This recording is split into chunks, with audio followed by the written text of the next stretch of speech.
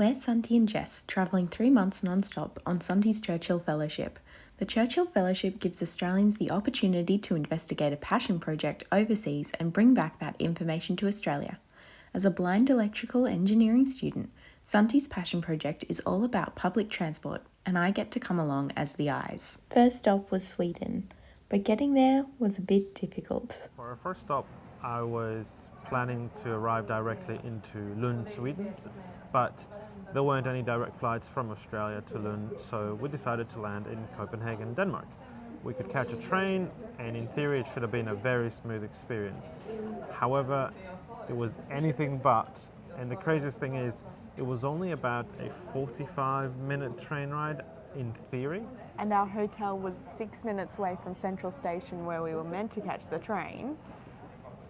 But everything went wrong. Everything that could go wrong went wrong, and everything that we didn't think could go wrong also went wrong. So we started at our hotel and walked to Copenhagen Central Station, but Google Maps took us to the back of Copenhagen Central Station, and I was looking on all the apps that had been suggested by Google, had been suggested by our hotel staff, of the public transport.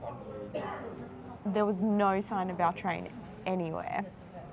So I left Santi with the bags standing above the platforms because we didn't want to take all of our really heavy suitcases down onto a platform and then have to go to another platform, and then went running to find a ticket office to find a person that could actually help us find out where we were meant to go. And the crazy thing is, there weren't any ramps, so even when Jess found what platform we were meant to be on, it was a struggle to get our bags onto the appropriate platform. And once we got onto the train thinking, oh, this is it, we're going to go to Lund, everything is sold, the train said, hey, I know we're supposed to go to Lund, but we're finishing at the Copenhagen airport, get off. Taking a step back, when I found the person, they showed me another app that was completely in Danish. Completely in Danish. There was no English at all, which makes sense because we're in Denmark.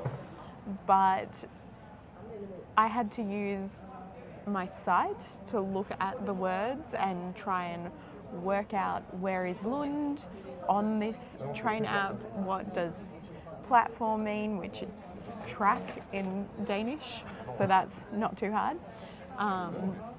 When we found where we needed to go, we found out that it was the only train going to Lund that entire day due to train strikes. And so we were told platform I think 7, it was I think? 7. Yeah, it was 7, but then it changed, and it wasn't next to each other, so we had to go upstairs. We had to go upstairs, and then we had to go downstairs. downstairs. There was no lifts. There were some escalators, but they had the pole in the middle so that you couldn't take your luggage with you. And there were even people sitting on the stairs, so what ended up happening is Jess ended up carrying the big suitcase. I was carrying her suitcase, I was wearing a big backpack, and I was holding my cane in the other hand, so I was negotiating stairs plus random people sitting on the stairs. And I was trying to describe as best as I could which way to go, lefts and rights, because there was no way we could sighted guide at this point, and Santi's a guide dog user, so... The cane is, I know how to use it, but it's not my most efficient way to get around.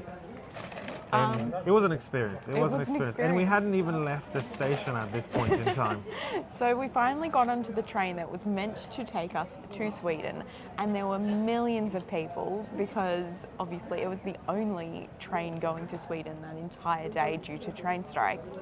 We got on, we high-fived, we were so happy, and then the announcement came on, and they said, if you're going to Sweden, I'm so sorry, this train will end at the Copenhagen airport. You have to get off. Okay, all right, fair enough. There's got to be another train, and So there was.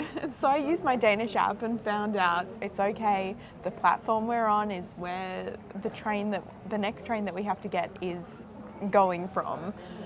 But when I was going up to the top of the train station to find a person and just double check and make sure that we were getting on the right train, someone came up to Santi. And they said, oh, the train has been cancelled, but there is a bus. Would you like to follow me? And because Jess wasn't there, I said, oh, absolutely, yes. Would you mind waiting 2 seconds? My partner is coming, and then we can both follow you.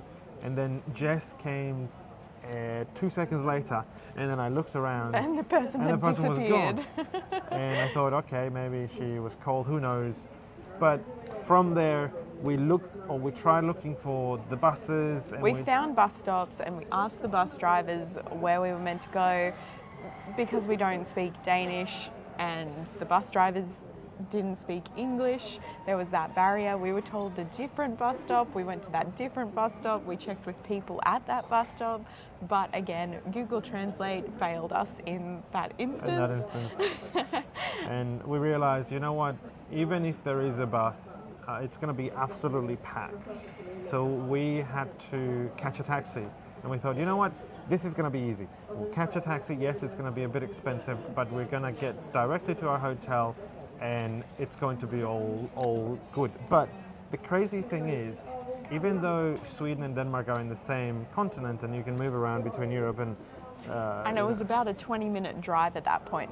We'd caught the train for 20 minutes and there was had 20 minutes left left. of the journey. But we got on the taxi and the guy was a bit hesitant to take us to Sweden. Fair enough, it's a different country. And eventually he did. And when we made it to Sweden, the crazy part was we just thought, okay, we'll pay, we get out, and we'll go on our merry day. But because we were in a different country and his taxi payment machine, I don't know the technicality of it, but because we were in a different country, the taxi payment machine didn't want to work. So he had to call a random person to say, hey, I'm in Sweden, how do I connect it to the mobile network? How do I charge these people for the taxi ride? So even though we made it to the place where we wanted to go, we had to sit on the taxi for about 10 minutes. Trying to work out how to pay for our transport into Lund. But it was a crazy experience. And in the middle of this, the taxi drivers in Denmark and most of Sweden as well, they've all got electric cars. Our taxi driver's car started beeping like crazy. And said, I'm running out of battery, you have to charge me. So he said, hey, I don't know if we're going to make it, I just got to charge the car. So we were at this point thinking, you know what, I don't think we're going to make it to Lund. I think we're just going to be stranded in the middle of the road somewhere, or we're going to be sitting at a charger while this guy charges his car. And it was really crazy because flying from Australia, after a 27-hour flight, including a stopover in Doha, we thought that this was going to be the easiest part of the whole a 45-minute train journey. Turned out into 5 hours? Yeah, 5 hours to get to Lund. Well, this shows that public transport, when it works, it's fantastic.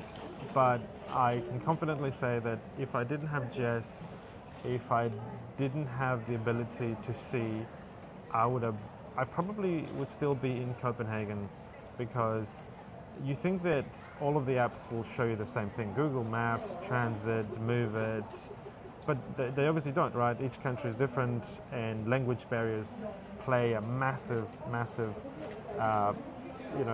they play a massive part in traveling. Yes, exactly. Yeah. So public transport, to make it accessible, we're so far away from doing so that I am glad I have you here, because otherwise I don't think I would be in Sweden.